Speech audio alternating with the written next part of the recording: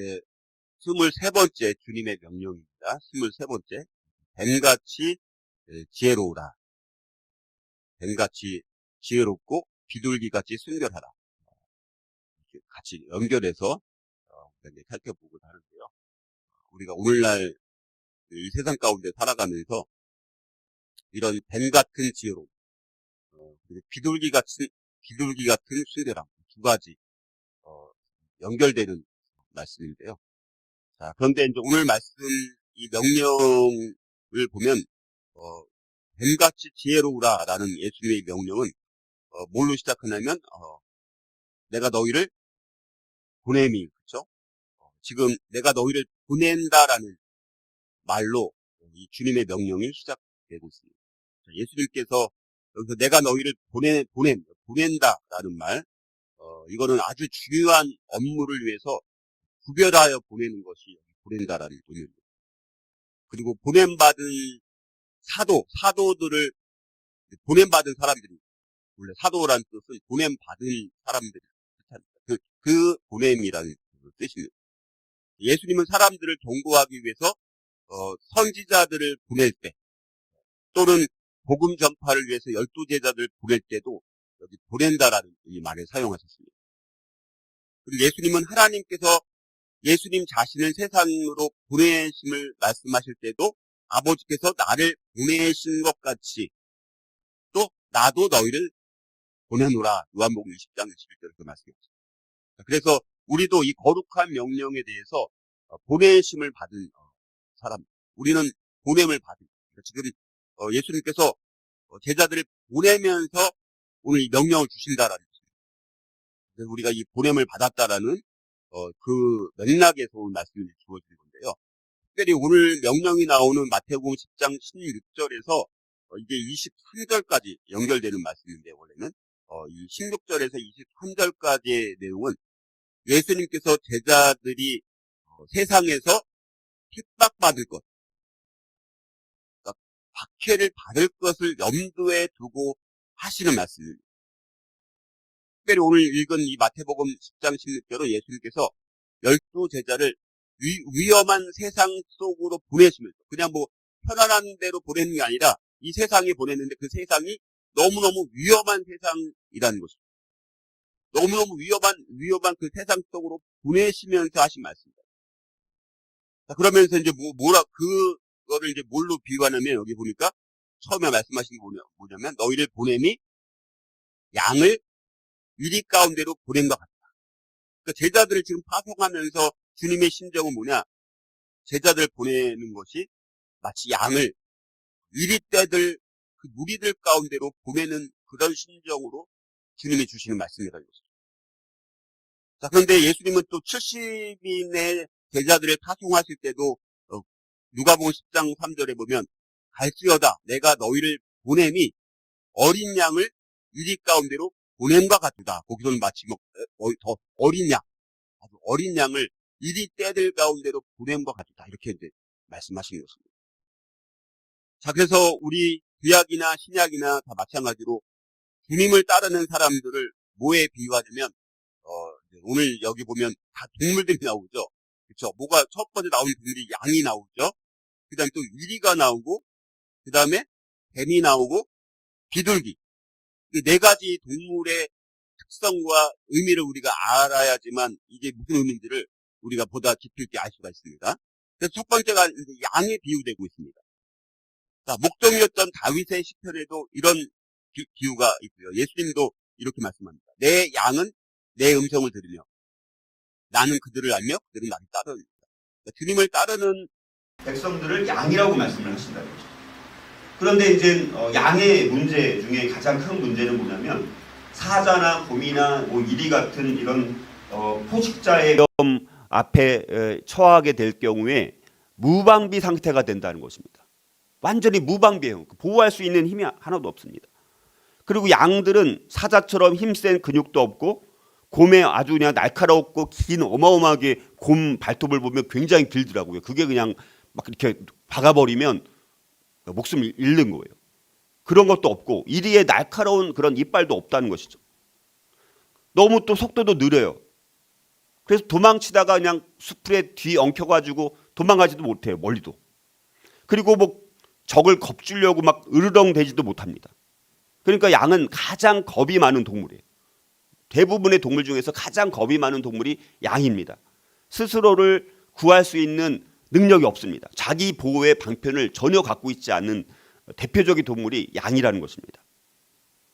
자, 그런데 또 우리가 볼 때 자기 방어를 할 수 없는 양의 이러한 결핍은 결핍은 약점으로 여겨지기도 하지만 그러나 하나님의 또 관점에서는 또 그렇지 않습니다.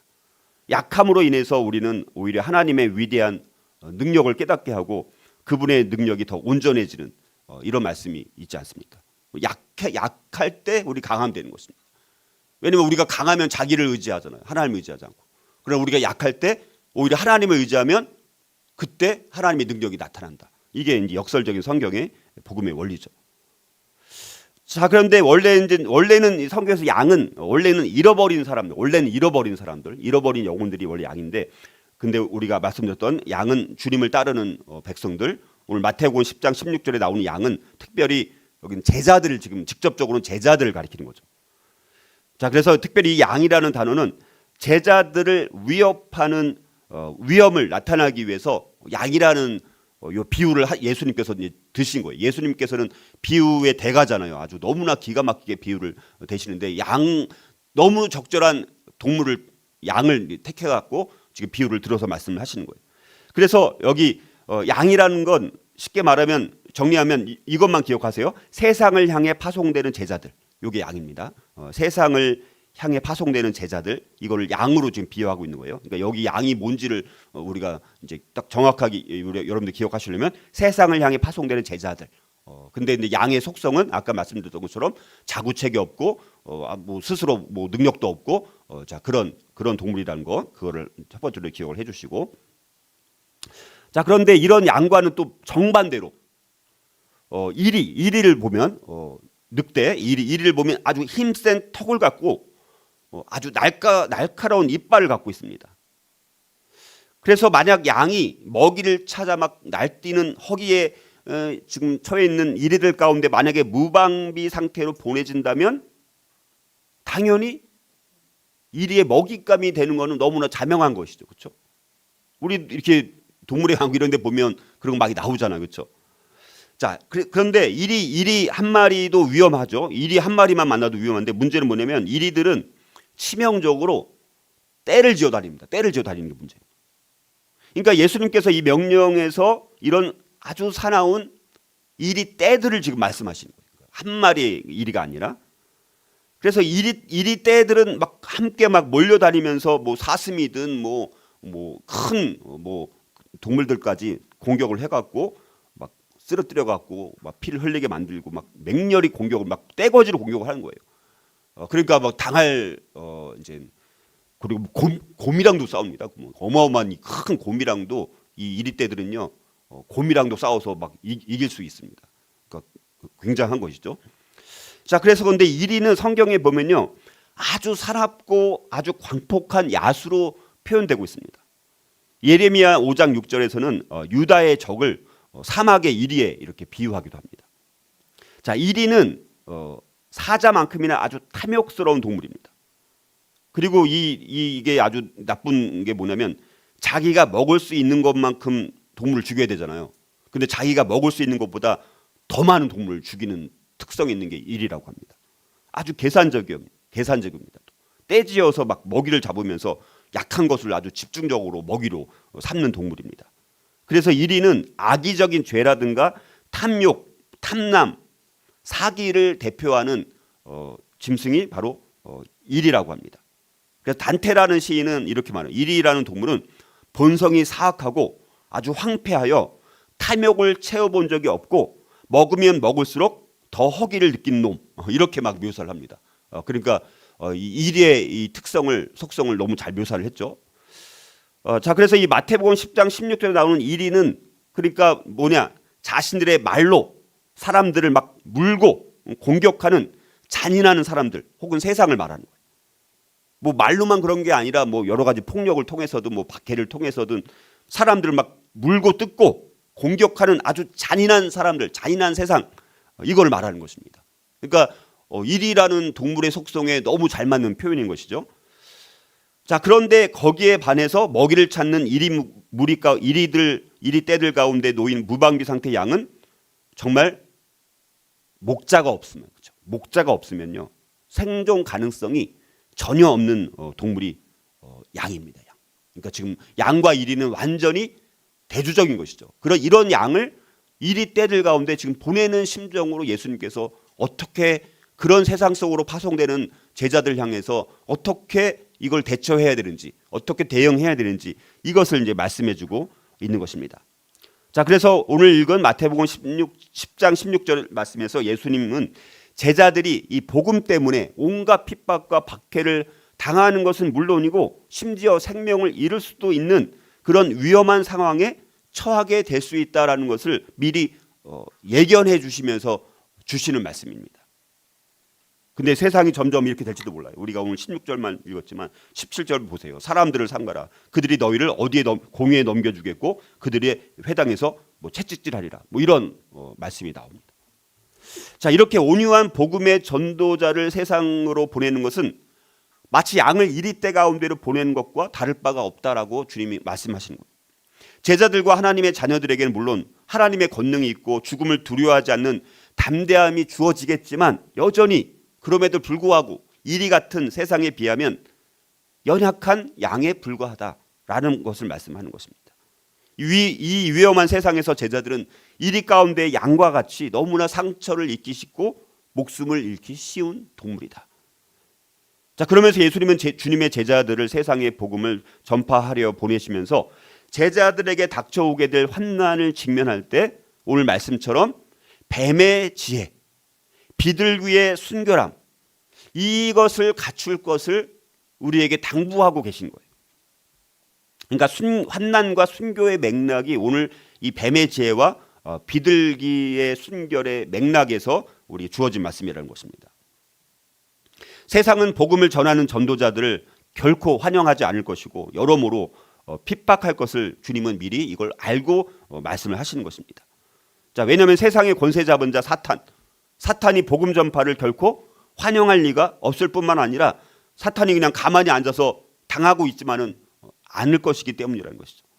제자들은 지금 자신들이 만날 위험을 앞에 두고 뱀같이 지혜롭고 비둘기같이 순결하라라는 주님의 명령, 주님의 지침을 받고 있다라는 것입니다.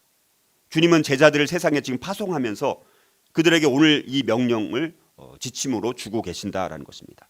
자, 그러므로 주님의 이 명령은 곧 우리가 위험하고 사악한 이 세상 가운데 파송되는 저와 여러분들 우리 삶 가운데 너무나 필요하고 너무나 동일하게 적용되는 너무너무 중요한 지침이라는 것입니다. 오늘 말씀을 깨닫는 것이 쉽지는 않아요. 우리가 잘 이 의미를 깨닫고 너무너무 필요한 말씀인 것 같아요. 제가 볼 때 이 세상이 정말 이리때 가운데 보내는 거죠. 저도 우리 성도들을 예배 마치고 이제 우리 돌아가실 때 그런 심정인 거예요. 어떻게 보면 예수님과 동일한 똑같은 마음까지는 따라갈 수 있을지 모르겠지만, 자, 그렇다면 우리가 이렇게 위험하고 사악한 세상 속으로 파송되는 그리스도인들은 어떻게 살아가야 되느냐, 세 가지 지침을 우리 함께 묵상하고자 합니다. 첫 번째는요, 순결함을 상실한 교활함이 아닌 지혜로움이 있어야 돼요. 이게 의미를 잘 돌아봐야 돼요.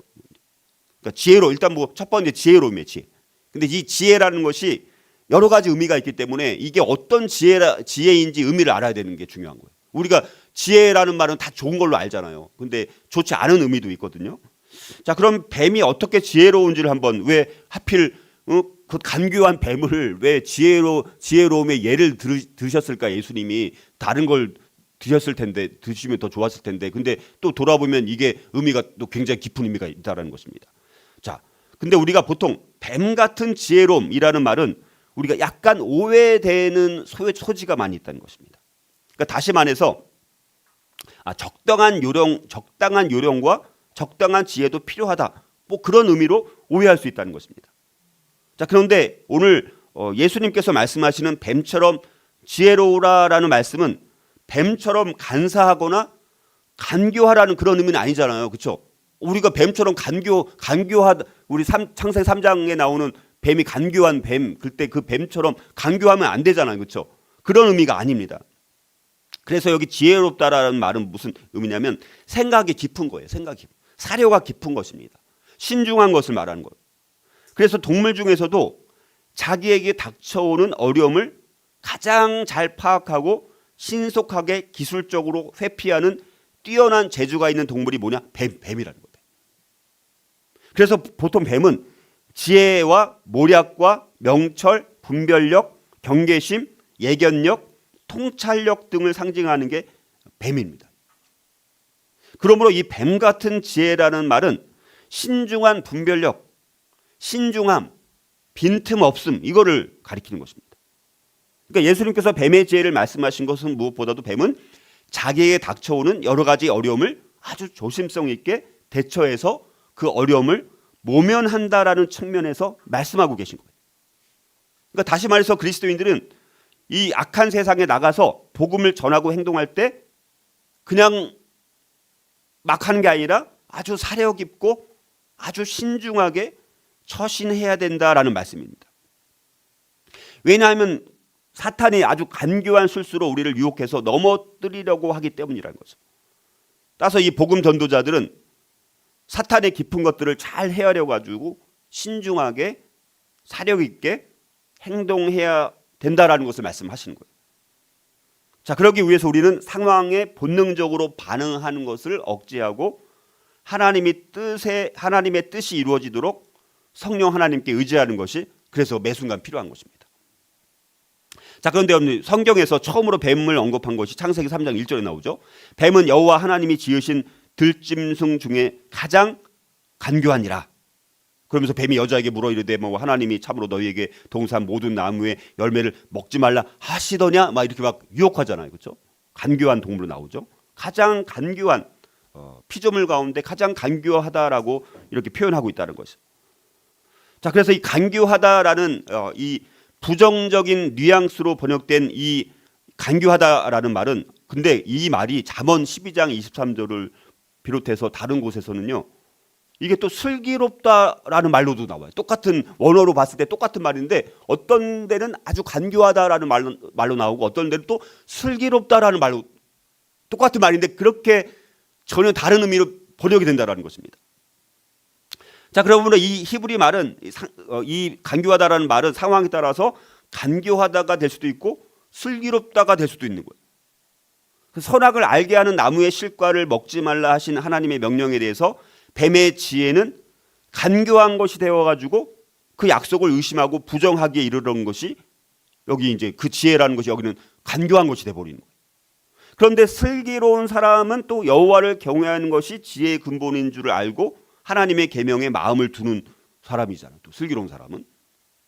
자, 그래서 우리는 간교함이 될 수도 있고 슬기로움이 될 수도 있는 이 뱀 같은 지혜에 대해서 우리가 좀 쉽게 잘 정리를 해둘 필요가 있는데 자, 이렇게 생각하면 좀 더 정리하기 쉽습니다. 자, 보세요. 만약에 이 지혜로움이라는 것이 순박함이나 순결함이나 순수함을 상실하게 되면 교활함이나 간교함, 사악한 책략이 되기 쉬운 거예요. 그러니까 지혜로움이라는 것이 우리의 순결함과 이게 이게 연결이 안 되면 나쁜 의미로 이게 되는 거예요. 그렇죠? 다시 말해서 이 지혜로움이라는 것이 순결함을 통해 균형을 잡지 못하면 간교함에 그칠 수 있다는 것입니다. 사람이 교활해지면 지혜는 가졌지만 그 교활함 때문에 오히려 많은 사람들한테 폐를 끼치고 자기도 오히려 어려움을 받게 될 수 있다는 사실을 우리가 기억을 해야 된다는 것입니다. 자, 그래서 이 뱀 같은 또 지혜로움의 하나의 예를 또 들어보면요. 뱀의 뚜렷한 특징 가운데 하나가 뭐냐면 대립을 피하는 성향이 있다는 거예요. 상대를 공격하는 것과 물러서야 되는 상황, 공격을 지금 할까 물러설까의 기로에서 뱀은 그때 필요하면 그냥 서둘러서 딱 슬그머니 사라지는 거예요. 따라서 위험하고 사악한 세상의 교묘한 질문 공세를 우리는 때로는 피하는 것도 어떨 때는 무조건 다 피하면 안 되는 거지만 뱀처럼 지혜롭고 비둘기처럼 순결하기 위한 또 효과적인 방법 중에 하나가 될 수도 있다라는 것입니다. 자, 그리고 잠언 16장 23절을 보면 말로써 전쟁을 하는 세상에서 현명하게 처신을 하라. 잠언 16장 23절을 보니까 지혜로운 자의 마음은 그의 입을 슬기롭게 하고, 여기 슬기롭게 하고가 이제 지혜롭게 하는 것입니다. 그의 입을 슬기롭게 하고 또 그의 입술에 지식을 더하니라. 그러니까 우리가 이 세상에 나가서 말로 하든 뭐 행동을 하든 현명하게 처신해야 된다, 신중하게 처신해야 된다, 이렇게 말씀을 하는 것입니다. 또 일이나 양의 옷을 입은 이리들이 우리에게 또 수없이 많은 질문들을 질문 공세를 할 가능성이 많은 것이죠. 우리를 뭐 조롱하고 뭐 우리에게 또 너네 뭐 예수가 무슨 정말 역사적 뭐 예수냐 뭐 이렇게 막 공격을 할 수 있잖아요. 그래서 그런 상황을 항상 예상하면서 늘 대응하고 답변할 수 있는 현명한 질문과 답변을 늘 준비해 두는 거예요. 언제나 대답할 준비가 되어 있어야 될 것을 성경은 말씀하지 않습니까? 자, 그래서 우리가 순결함을 상실한 교활함이 아닌 지혜로움. 우리가 또 세상을 살다 보면 정말 이런 지혜가 너무나 필요할 때가 많다는 것을 늘 경험하지 않습니까? 그러므로 우리는 그냥 지혜, 우리가 그동안에는 어떻게 지혜를 주십시오. 근데 지혜가 잘못하면 간교함이 될 수도 있잖아요. 그렇죠? 그러니까 우리가 그냥 지혜를 구하는 것이 아니라 오늘 우리가 살펴본 순결함과 결합된 그런 지혜를 하나님께 달라고 기도를 해야 됩니다. 그래서 위험하고 사악한 세상 가운데 살아가면서 꼭 필요한 이 뱀 같은 지혜로 우리가 세상의 수많은 어려움들을 우리가 잘 극복할 수 있는 우리가 이 말씀을 우리 삶 가운데 우리가 적용했으면 좋겠습니다. 자, 두 번째로 위험하고 사악한 세상 속으로 파송되는 그리스도인들은 또 어떻게 살아야 되느냐? 자, 두 번째는 순결함에 대해서 비둘기의 비유를 드는 것입니다.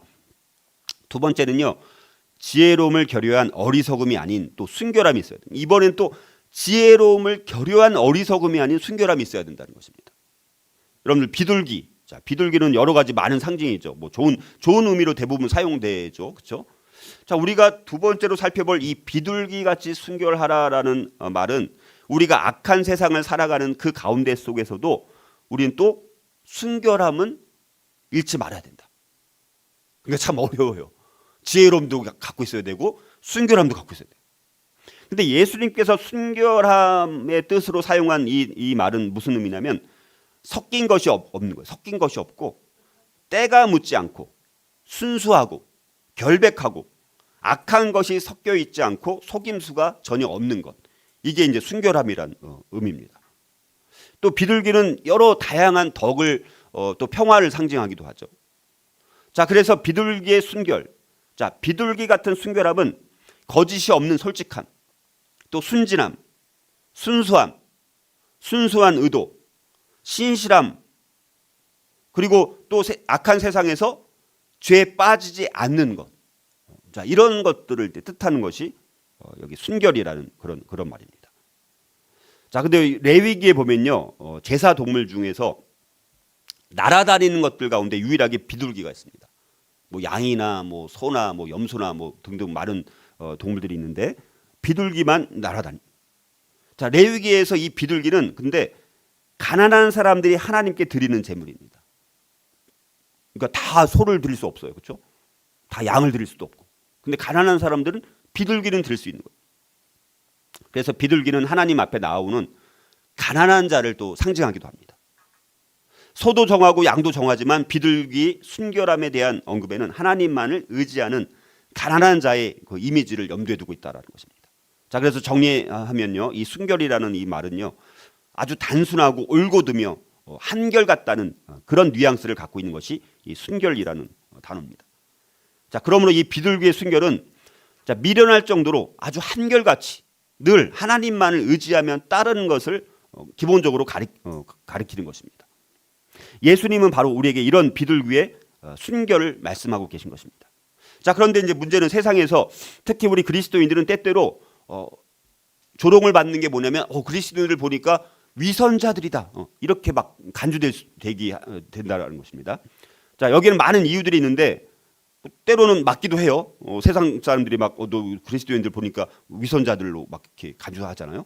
자, 세상은 뱀처럼 지혜롭고 비둘기처럼 순결하라라는 이 그리스도의 충고를 어떻게 받아들이고 있냐면 세상 사람들도 다른 이들보다 앞서가는 방법은 사업 거래와 또 그 외에서도 아주 현명해야 된다라는 사실을 뱀처럼 지혜로우라라는 것을 세상 사람들도 그냥 상식적으로는 그렇게 이제 받아들인다라는 것입니다. 우리 그리스도인들도 그런 부분에는 뭐 어느 정도 동의를 하죠. 그러나 이제 문제는 비둘기처럼 순결하게 사는 부분. 그러니까 뱀처럼 지혜로워 이거는 적용하는데 비둘기처럼 순결하게 사는 부분에서는 우리들이 뱀처럼 사는 것으로 끝나고 만다는 것이 우리 그리스도인들의 이제 삶의 심각한 문제라는 것입니다. 그러니까 우리 그리스도인들도 모든 상황 속에서 자기의 이제 관심을 찾는 거예요. 자기의 이익을 이익만을 추구하다 보니까 가족 안에서도 그럴 때가 좀 많은 것입니다. 그래서 우리가 첫 번째 부분의 권고, 그러니까 지혜로움은 받아들이지만 두 번째 권고, 이 순결함은 또 받아들이지 않을 때 우리는 위선과 어리석음의 문을 열면서 세상 사람들로부터 이제 우리가 조롱을 받는 것이죠. 그래서 우리 그리스도인들에게는 지혜로움과 더불어서 순결함이 같이 따라올 때 우리가 위선자로서의 말을 듣지 않을 수 있는 삶을 살 수 있게 되는 것입니다. 자, 그런데 또 우리가 기억해야 될 측면이 있는데요. 이 순결함이 또 지혜로움을 결여하면 어리석음이 될 수 있다는 게 또 문제입니다. 또 문제는. 지혜 없는 비둘기의 순결함은 지나치게 순진하고 무기력해서 너무 잘 속아 넘어가게 되는 거예요. 그러니까 순결하다라는 의미는 아까처럼 정말 올곧고 하나님을 향해서는 정말 하나님을 따르는 순전하고 순결하고 깨끗하고 그런 마음을 갖는 건 중요한데, 근데 어리석음이 돼가지고 무기력하게 맨날 속아 넘어가는 거예요. 예를 들어서 세상 사람들한테 맨날 속아 넘어가는 거예요. 예를 들어서 그렇게 될 수 있다는 거죠. 그래서 이 순결함이 지혜로움을 통해 균형을 잡지 못하면 고지식함이나 아주 무지함이 될 수도 있다는, 무기력함이 될 수도 있다는 것입니다. 그래서 이 지혜 없는 어리석음에 대해서 호세아 7장 11절에 보면 이렇게 말씀합니다. 에브라임은 어리석은 비둘기같이, 거기 비둘기로도 비유하면서 어리석은 비둘기같이 지혜가 없어서 애굽을 향하여 부르짖으며 아수르로 가누다, 이렇게 또 거기 말씀합니다. 그러니까 비둘기의 어리석음을 거기서 그렇게 이제 묘사를 하는 것입니다. 그러니까 여기서 세속적인 지혜로 자신들의 위기를 극복하려는 이 북이스라엘 백성들의 어리석음을 어리석은 비둘기에 비유하고 있다는 사실입니다. 자, 그리고 빌립보서 2장 15절을 보면요.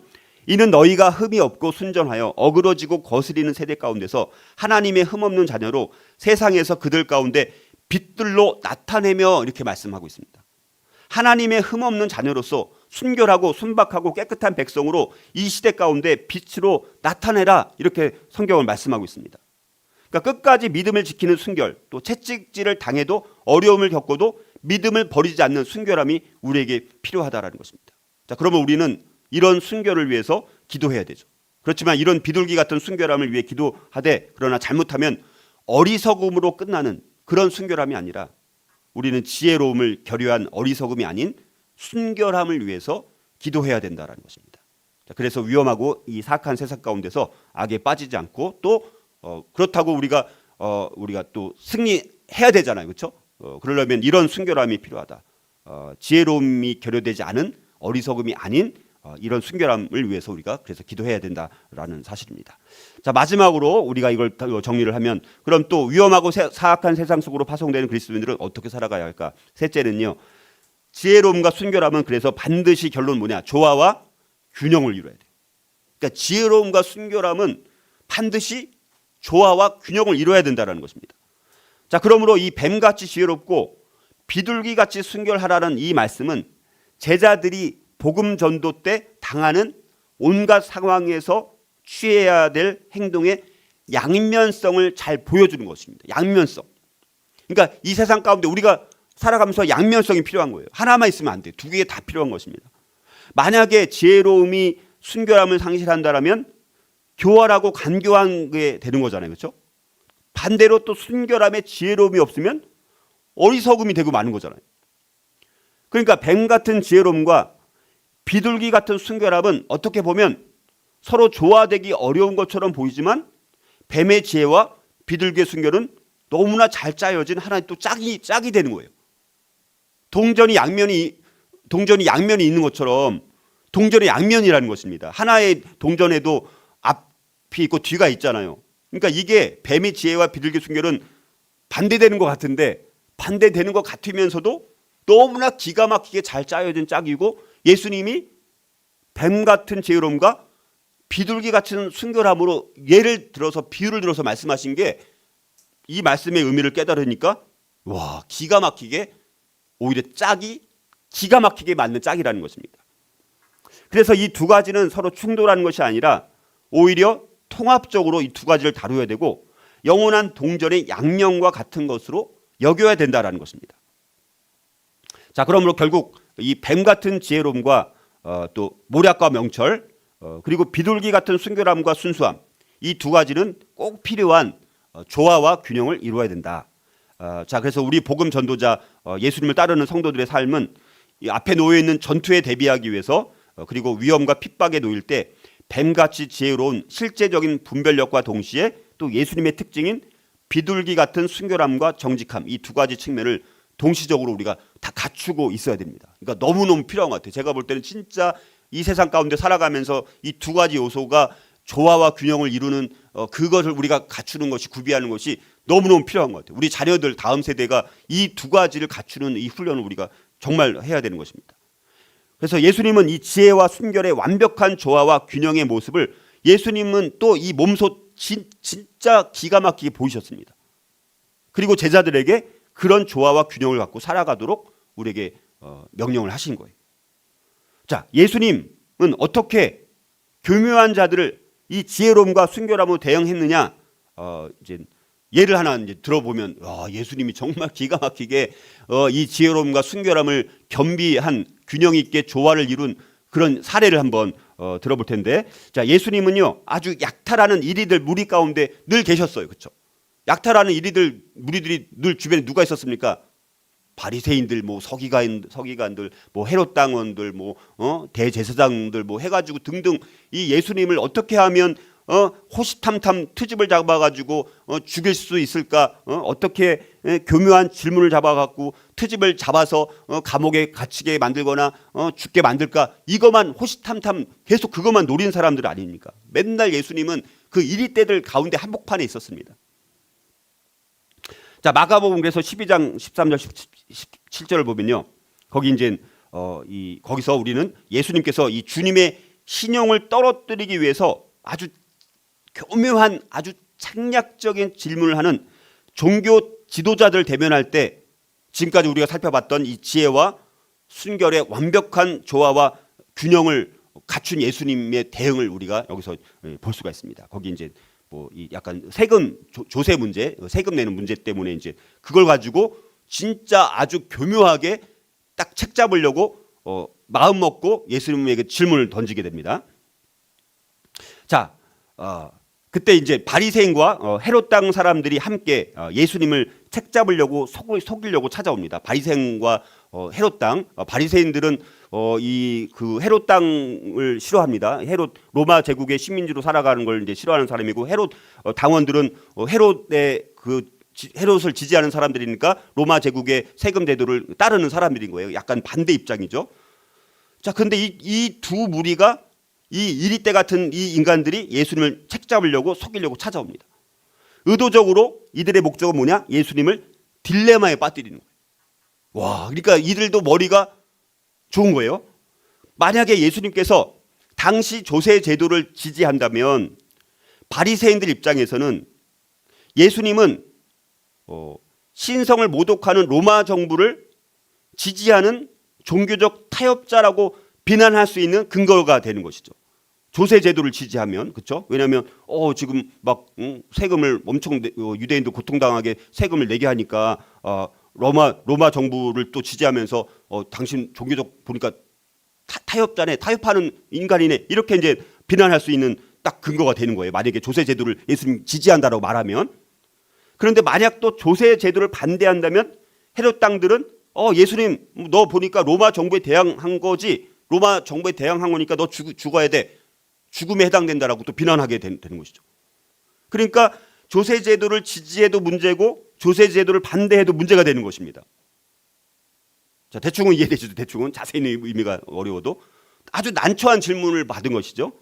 자, 거기에 대해서 예수님은 그런 질문에 예수님도 질문에 또 답해서 대응을 하시는데요.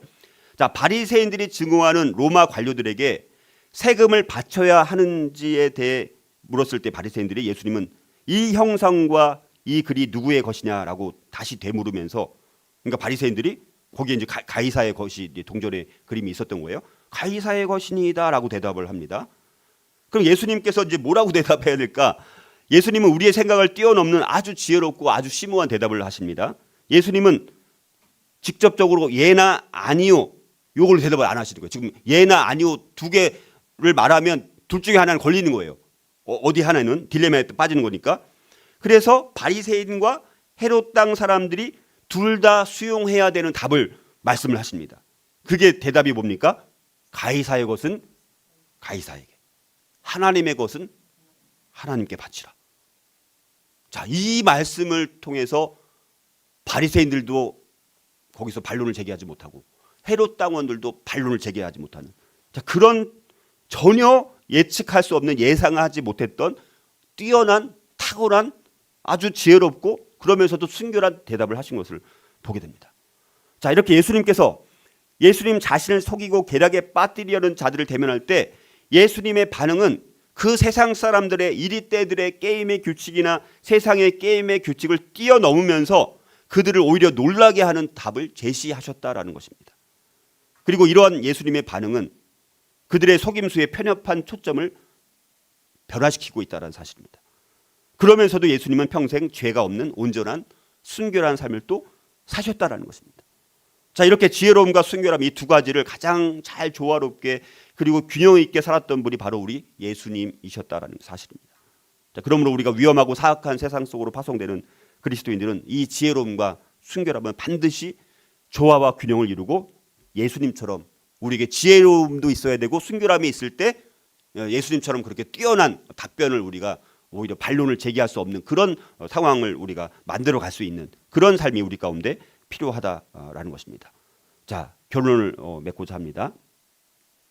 예수님께서는 뱀같이 지혜롭고 비둘기같이 순결하라는 이 말씀을 인용하셔서 제자들 곧 우리들에게 이 세상에서 복음을 전하는 과정 속에서 지혜롭게 대처하고, 자, 그러나 순결함을 잃지 않음으로 말미암아서 또 하나님 앞에 아름다운 복음 전파의 승리자가 될 것을 우리들에게 당부하시는 말씀입니다. 비둘기같이 거짓이 없고 또 순수함과 순결함을 지키되, 그러나 이 세상 속에 살면서 우리는 부패나 방탕함과 교활함의 삶을 또 살지 말 것을 하나님은 하나님의 백성들에게 당부하고 계신다라는 것입니다. 다시 말해서 우리는 지혜로우나 교활하지 말고 또 순박함으로 말미암아 그 지혜가 아름답게 살아 역사할 수 있도록 해야 한다라는 것입니다. 저와 여러분이 살아가는 삶의 현장은 정말 주님께서 제자들 파송하시면서 걱정하셨던 것처럼 정말 위험하기 짝이 없는 사악한 이리들이 들끓고 있는 그런 세상 한복판 가운데서 우리가 살아가고 있다는 것입니다. 그리고 우리는 그 세상 속으로 파송된 주님의 제자들이라는 것이죠. 그러므로 우리에게 순결함을 상실한 교활함이 아닌 참된 지혜로움이 너무나 필요하다는 것입니다. 그리고 지혜로움을 결여한 어리석음이 아닌 순결함이 또 절대적으로 너무나 필요하다는 사실이죠. 그러므로 이런 지침은 우리들에게 정말 필요한 삶의 성경적인 지침이 되어야 되는 것입니다. 이 지침은 주님께서 주신 너무나 귀한 지침이기 때문에 뱀같이 지혜롭고 비둘기같이 순결하라는 이 말씀의 정확한 의미를 다시 한번 우리가 돌아보고 그 말씀대로 살아가면서 우리가 이 세상 가운데 정말 이리떼들 같은 그 세상 한복판으로 들어갈지다 우리가 이 두 가지, 이 지혜로움과 순결함이라는, 그러나 앞에 있는 그 전제 두 가지를 다 갖출 때 우리가 정말 이 세상 가운데 그럼에도 불구하고 승리하는 삶을 살아갈 수 있게 된다는 것입니다. 물론 17절 거기 말씀처럼 우리를 막 공에 넘겨주고 우리를 회당에서 채찍질하리라 그렇게 말씀하고 또 총독들과 뭐 임금들 앞에 끌려가리니, 그러나 19절 20절에서 주신 말씀 뭡니까? 너희를 넘겨줄 때 어떻게 또는 무엇을 말할까 염려하지 말라. 그때 너희에게 할 말을 주시리니 말하는 이는 너희가 아니라 너희 속에서 말씀하신 이 곧 너희 아버지의 성령이시니라. 이렇게 또 말씀하고 계십니다.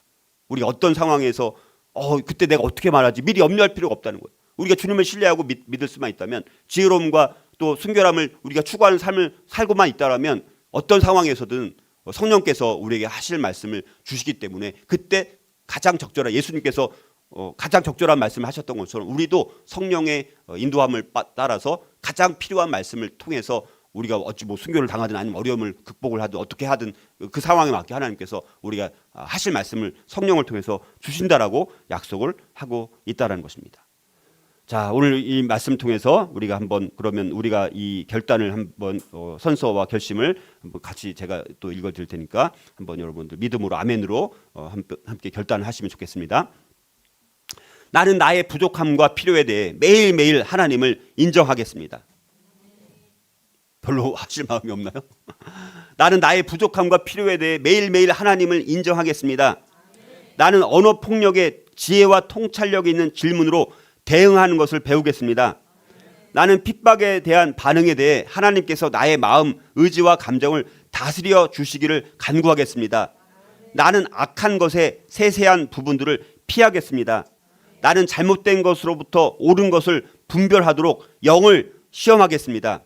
나는 성령이 내게 머무시기를 하나님께 간절히 구하겠습니다.